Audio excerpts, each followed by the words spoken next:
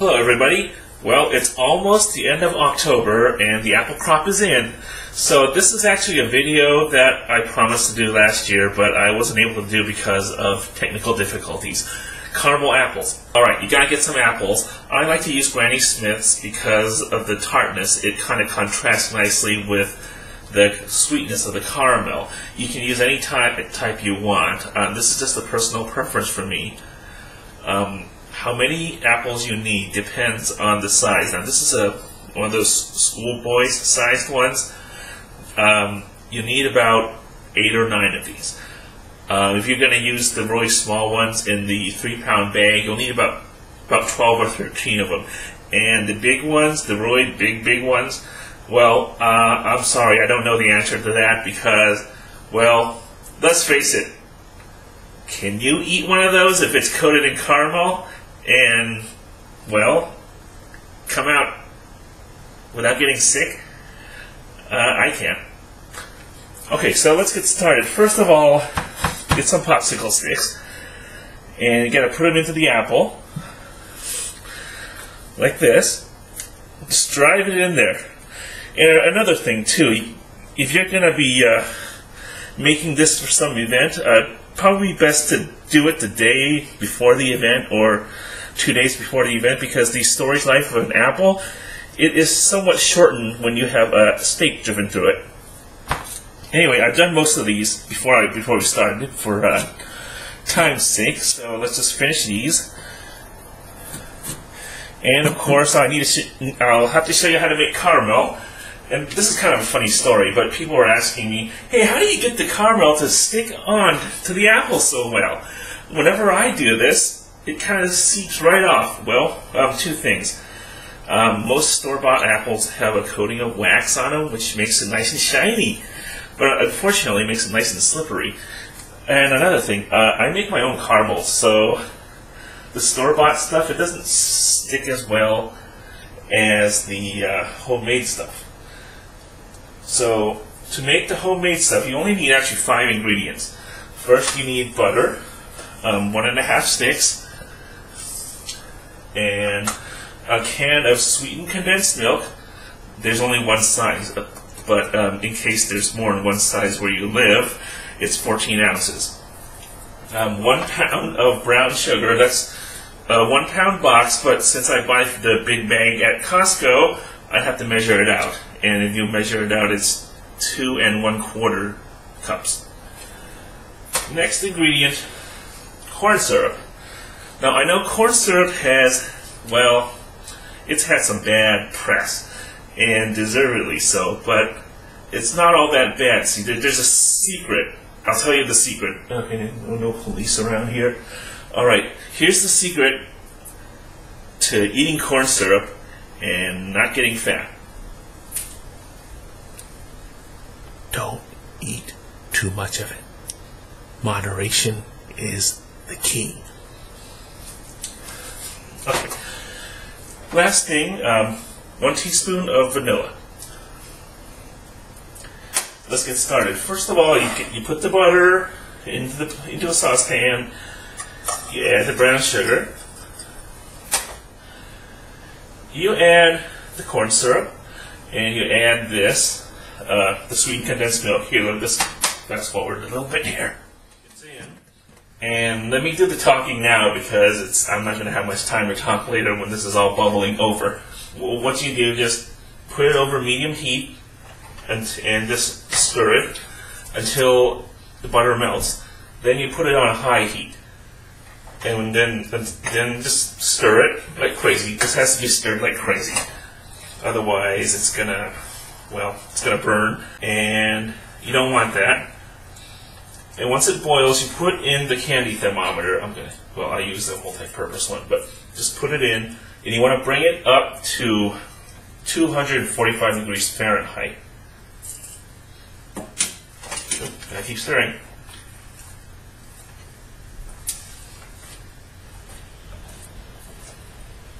So the thing about YouTube, it doesn't let me upload a 1-hour video, so let's fast forward again. Alright. Oops. Okay, turn off the fan, and that's another reason why I fast forwarded. The fan makes a lot of noise, it's hard to talk over. But take it off to heat, get rid of the thermometer.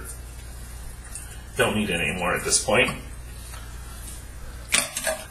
And then you add the vanilla in here, and then stir, stir, stir. And you'll notice here, there's a lot of bubbles here. You want to get rid of them. And this may sound a little violent, but you can bang the pan against the counter, and then stir like crazy. Just keep stirring until the bubbles are gone. Bang if you like. The banging is optional, but makes me feel better. You don't want any bubbles in here, because once you coat the apples, the bubble will cause a nice little hole. It'll poof up and then burst and cause a nice little hole.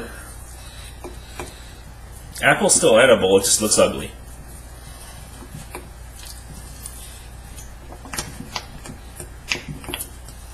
Okay, this is enough.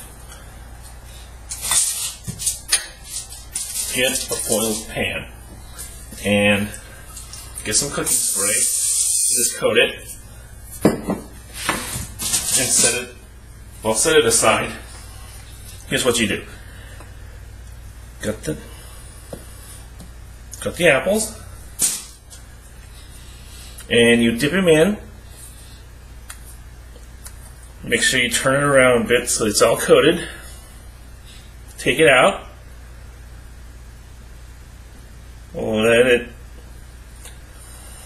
Let it drip away a little bit,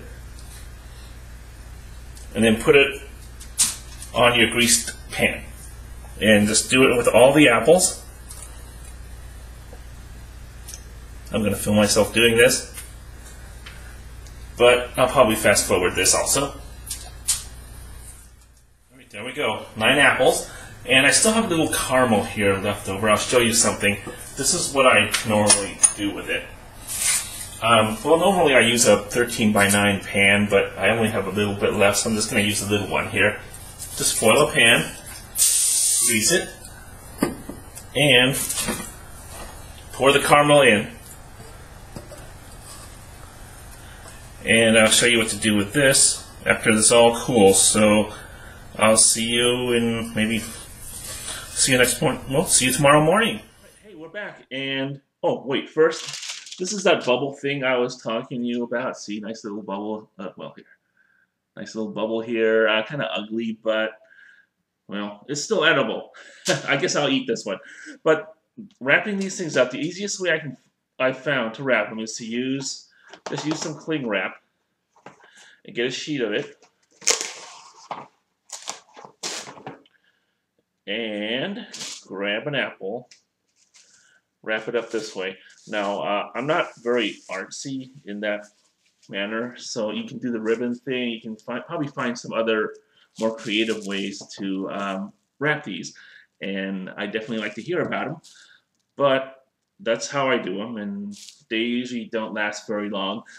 Sometimes if you've got a base here that's a little big, you use the knife and chop it off here, and that's how those are wrapped. Now, for this, the caramel here, and most of the times I do just put it into a pan, like I said, and cut it, and I'll show you something else after this too. Anyway, let's get this camera repositioned. Oops. Okay, can we see here now? All right. What you do with this? Just take it out. Take it out of the foil. Should be pretty easy. Don't need to be pretty about saving the foil either. It's gonna go bye-bye. Bye-bye. And you'll need to just cut it in little pieces with your knife. And you're going to hear some grunting and growling and heavy breathing here because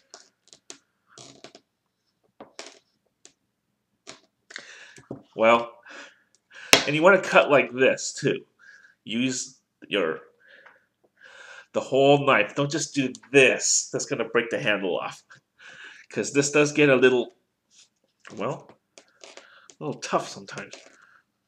This is a little thicker than I thought it'd be. I thought I'd have a little less left over.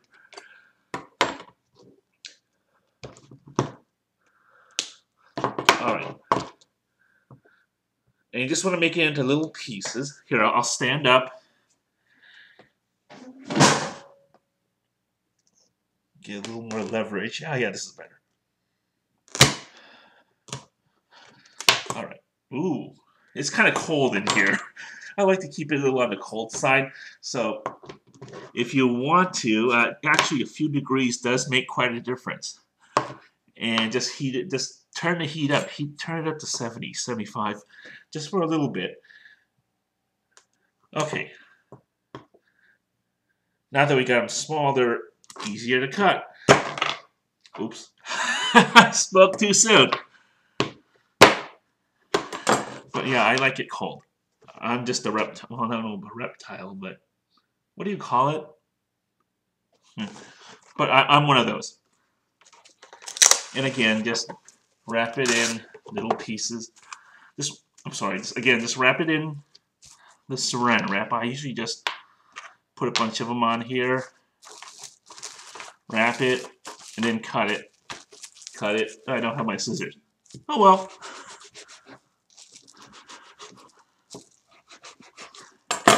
And there you go.